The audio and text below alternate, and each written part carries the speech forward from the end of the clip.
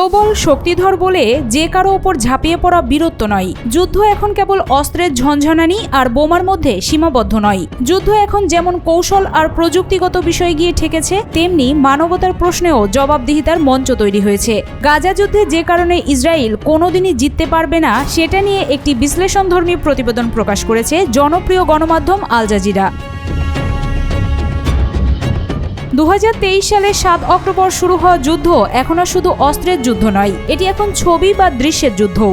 গাজার ধ্বংস হওয়া হাসপাতাল, অনাহারে কাতরাতে থাকা শিশু, গণকবর ও ধ্বংসস্তূপে সন্তানকে খুঁজতে থাকা বাবার ছবির মতো করুণ চিত্র সবকিছু এখন মুঠোফোনে ধরা পড়ছে। প্রতিটি ছবি ক্ষেপণাস্ত্রের চেয়ে বেশি ধ্বংসাত্মক শক্তিতে মানুষের মনে আঘাত হানছে।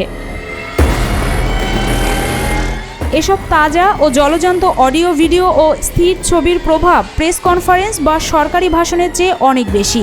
এই প্রথমবারের মতো ইসরায়েল এই দৃশ্যগুলো মুছে ফেলতে পারছে না। আগের মতো তারা প্রোপাগান্ডার স্রোতে সেগুলোকে ঢেকে ফেলতেও পারছে না। ইসরায়েলি সেনাবাহিনী যখন গাজায় ত্রাণ বিতরণের জায়গায় মানুষ হত্যা করছিল, সেই দৃশ্য দেখে ইসরায়েলি পত্রিকা হারেতসের লেখক গিডিয়ন লেভি 29 জুন লিখেছিলেন, ইসরায়েল কি গাজায় গণহত্যা চালাচ্ছে? বান্ডেল থাকলে প্রতি সেনমানিতে টাকা বাঁচবে। বিকাশ সেনমানি বান্ডেল কিনে জিতুন প্রতি লেনদেনে। গাজা থেকে যেসব সাক্ষ্য আর ছবি উঠে আসছে, তা দেখে খুব বেশি প্রশ্ন করার সুযোগ থাকে না। এমনকি যুক্তরাষ্ট্রের প্রভাবশালী পত্রিকা নিউ ইয়র্ক টাইমসের দীর্ঘদিন ধরে ইসরায়েলপন্থী হিসেবে পরিচিত কলাম লেখক টমাস ফ্রিডম্যানও এখন ইসরায়েলের কথাবার্তায় আর আস্থা রাখছে না। গত 9 মে মার্কিন প্রেসিডেন্ট ডোনাল্ড ট্রাম্পের উদ্দেশ্যে তিনি একটি নিবন্ধ লেখেন। সেখানে তিনি বলেন, এই ইসরায়েলি সরকার আমাদের মিত্র নয়। তিনি যোগ করেন, তারা এমন আচরণ করছে যা যুক্তরাষ্ট্রের গুরুত্বপূর্ণ স্বার্থের জন্য হুমকি।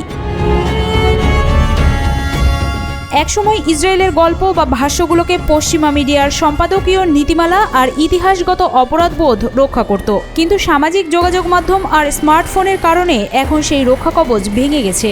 এখন আমরা আর ইসরায়েলের ব্যাখ্যা শুনে বাস্তবতা বুঝতে চেষ্টা করি না, কারণ গাজার মানুষই তাদের বাস্তব অবস্থা আমাদের দেখিয়ে দিচ্ছে।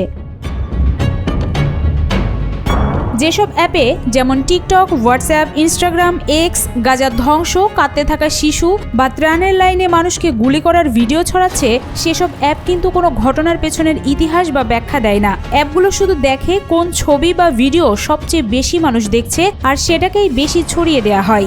আগের প্রজন্মের লোকেরা হয়তো এসব ছবি দেখে চোখ ফিরিয়ে নেন, কিন্তু নতুন প্রজন্ম চোখ আটকে রাখে। প্রতিটি ছবি, প্রতিটি সাইরেনের শব্দ, প্রতিটি ধ্বংসের দৃশ্য তাদের মনকে আচ্ছন্ন করে রাখে। বিশ্বজুড়ে সাধারণ মানুষ বিচলিত, ক্ষুব্ধ। এই ক্ষোভ ইসরায়েলের বিরুদ্ধে যাচ্ছে। এখন আর ইসরায়েল শুধু তার প্রতিবেশীদের সঙ্গে যুদ্ধ করছে না, তাকে ক্যামেরার লেন্স আর সামাজিক যোগাযোগ মাধ্যমের সঙ্গেও যুদ্ধ চালাতে হচ্ছে।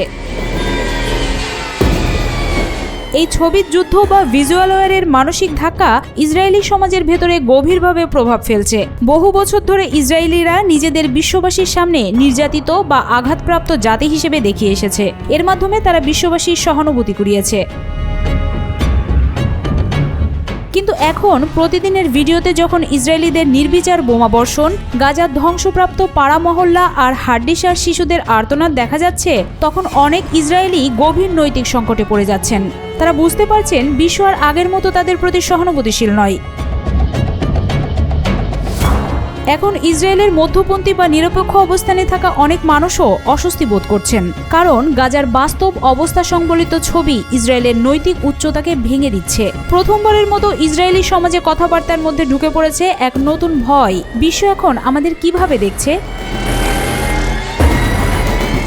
আন্তর্জাতিকভাবেও এসব ছবি ইসরায়েলের কূটনৈতিক অবস্থানকে দুর্বল করে ফেলেছে। যে পুরনো মিত্র রাষ্ট্রগুলো একসময় চোখ বন্ধ করে ইসরায়েলকে সমর্থন দিত, তারাও এখন চাপের মুখে পড়ছে। ইউরোপ ও উত্তর আমেরিকার পার্লামেন্ট সদস্যরা এখন প্রকাশ্যে প্রশ্ন তুলছেন, ইসরায়েলকে অস্ত্র পাঠানো কি উচিত? এই যুদ্ধের সময় তাদের সঙ্গে বাণিজ্য চুক্তি কি রাখা উচিত? এখন যুদ্ধক্ষেত্র শুধু গাজায় সীমাবদ্ধ নেই, তা ছড়িয়ে পড়েছে পার্লামেন্টে, বিশ্ববিদ্যালয়ে, শহরের কাউন্সিল দপ্তরে, এমনকি গণমাধ্যমের সম্পাদকীয় কক্ষে। এটা এমন এক যুদ্ধ যেখানে শুধু শক্তি দিয়ে জেতা যাবে না।